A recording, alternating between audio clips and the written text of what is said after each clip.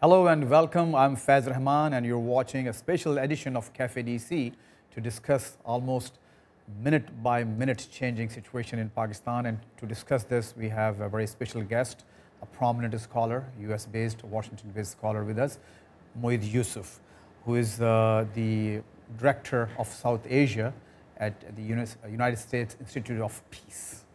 United States Institute of Peace. It's almost a tongue twister. Welcome, Moeed. Thank you very much for joining us today. Whatever we say, by the time, even in a few minutes, we're going to be online, but it's still, the situation is really very fluid. And there's nothing that we can add from Washington. People in Pakistan, the media is, basically covering it live. What I want you to basically shed light on is the US-based perspective, not exactly what the United States itself is saying, but what's the mood here in Washington about, and you just came back from Pakistan, so later in the discussion we'll also discuss that part. Faiz, it's interesting. This is, I think, the first crisis after a long time in Pakistan where not many people are talking about the US in Pakistan and not many people are focused on Pakistan in Washington. In Pakistan, most people seem to have thought that this is an internal crisis. There was one statement that Imran Khan took apart and said that the US has given a statement. But overall, it's very clear that this is an internal dynamic. Are you surprised for a change? Well, it's a good change if it is. If it is permanent, it's a good change because Pakistan has been so caught up on this sort of US, everything is done as a conspiracy theory that I think this is a good change. Equally, I think it's good to see that in Washington, people are taking a measured approach. There is no sort of running to make the first statement to say what things should be like or what the US stands for. And partly that's because there is so much else going on around the world. Look at the Middle East, look at Libya, and people are so consumed by that, that Pakistan Ukraine, is not, for that matter. Yeah, Ukraine. And Pakistan is not getting the kind of space either in the press or the electronic media that it used to 2 or 3 years ago.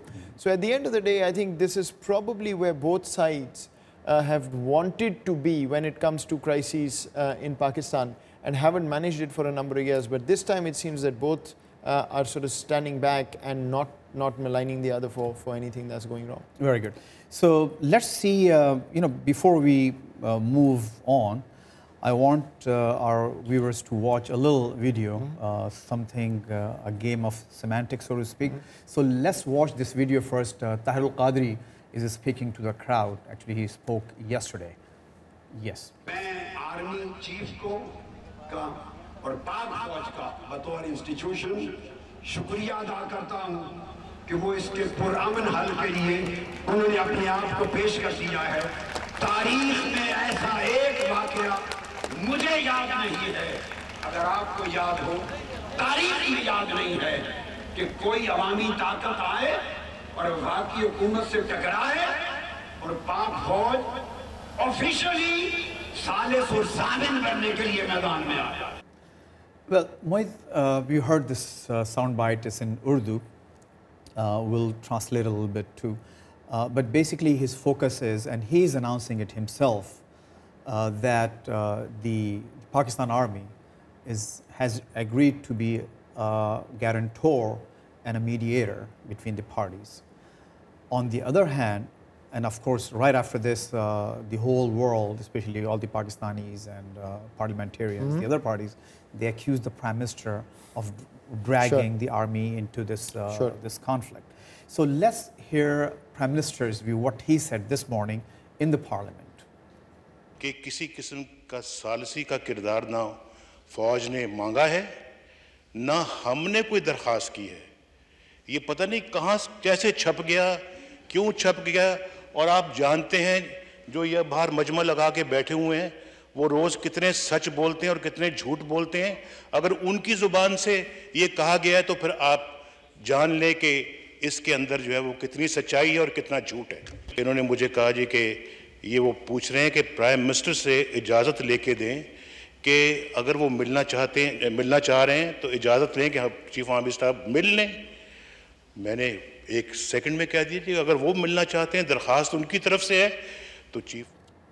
Well, So now we have another, not a video, but a tweet, a very famous tweet right now in Pakistan, probably the most retweeted tweet in Pakistan, ISPR press release. And they said that the Chief of Army Staff, General Rahil Sharif, was asked by the government to play facilitative role for resolution of current impasse in yesterday's meeting at the PM House. So do you see these three as three different versions or just three facets or aspects of the same content? Look, I think this is a game of wordsmithing and semantics now. Everybody wants to take credit and advantage of whatever they think is going to go in their favor. But the point is fairly simple. This could not have played out well for the government, no matter how you spun it. At the end of the day, whether it was Mr. Qadri and Mr. Imran Khan or Mr. Nawaz Sharif asking for the military's mediation, facilitation, whatever word you want to use, at the end of the day, the government was going to look bad, because what you see is political forces not being able to solve their problems and thus asking for the same old military to come in and facilitate. And the military, of course, is going to come out and say that we have been asked to do this, we are not doing it on our own. They look good doing that, but the reality also is that the military for the past 2 weeks has basically said, you handle this, and it's come back to nothing. And what I was hearing before I left Pakistan a couple of days back, to be honest, is that if this is how the politicians are going to manage their contest, then might as well ask the military to solve this, because they're incapable of doing it. So I think this has been brought upon they've brought this upon themselves in some ways. And I don't think the Prime Minister, no matter how his team now finesses this, as far as I can tell, this will go against the government, not for the government. And if the army, if they do play a role, do you know where they're going to stop? Is there a limit to their role, and is it going to be a nuanced role, or something very like black and white? How are they going to come down upon this? To be honest, I think even the military doesn't know where they're going to end up. Nobody knows. The situation is so murky right now. Everybody, I think the default position is that there is no logical reason for the government to go. You can't ask for a Prime Minister's resignation just by having 50,000 people on the streets. The question about audit, the question about electoral reforms, I think everybody accepts that that needs to be done. But you can't just have a government deposed because you feel that that person is not going to be credible in the seat of the Prime Minister as they do the audit. So at the end of the day, I think the sensible move will be to find a way to do the substantive things that are being asked for without actually having a change in the government. At the same time, I always say that managed chaos is only managed till you can manage it, and then it's total chaos. And so at this point, anything can go wrong. God forbid 2 or 3 or 4 people being shot at on Constitution Avenue, terrorist attack. There's so many things that can go wrong, and that's why it's crucial to end this as quickly as possible. But quite honestly, if you ask me, I don't think any of the actors right now know how this will end and when this will end. So they're just raising the ante, just basically. I think the ante is raised to the point that after this, there's nowhere to go. I mean, Imran Khan seems to have boxed himself in a corner. The Prime Minister, short of resignation, seems to be agreeing to things, but of course, he's not going to agree to resign. There doesn't seem to be a reason.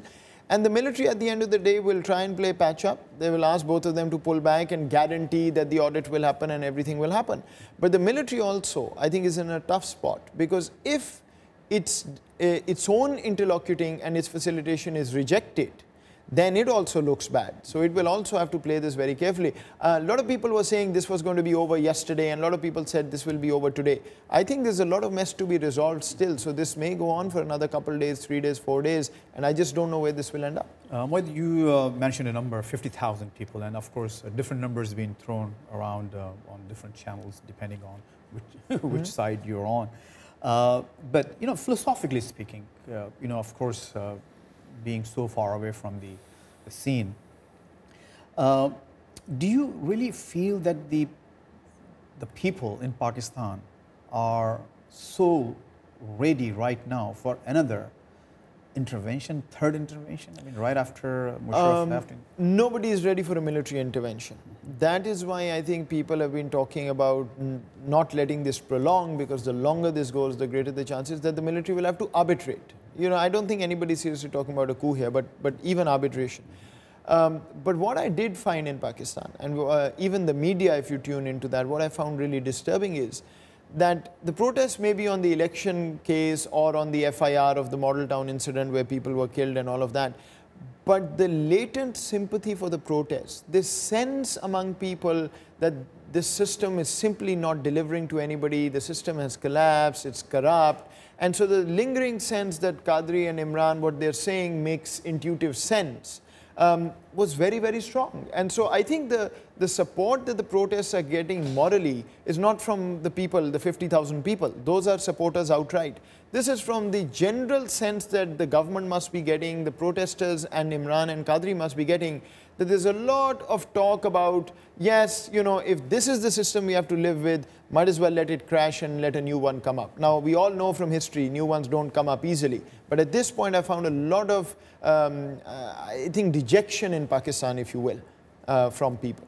Let me come back to this U.S. position one more time.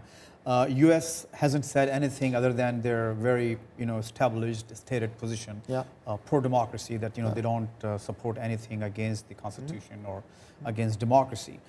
But if push comes to shove, if something happens, what you foresee as an analyst here? So far, I think the US has done absolutely the right thing. It has stayed out of it. It has no real position. It's just given one banal statement about upholding Constitution, which everybody should. I think if something goes wrong in Pakistan, whichever way it does, the US will be completely irrelevant to that. Neither can the US sitting here stop that, nor can they influence that in terms of taking it one way or another. And so, unfortunately, it's going to be a distant spectator in whichever way things go. And I think it should keep its principled stance like it has and hope for the best in Pakistan. But at this point, I don't see any appetite in Pakistan for anybody there to be involving the US or for the US, given all the other distractions, to be able to play any mediatory role here. Mohit, thank you very much for joining us. Pleasure to have you here at Cafe Thank DC. you. Thank you. And once again, thank you very much for watching Cafe DC's special edition about the unfolding situation in Pakistan. Please follow us on our Twitter account, which is Faiz Rahman VOA. And the website address is urduvoa.com. Thank you very much for watching.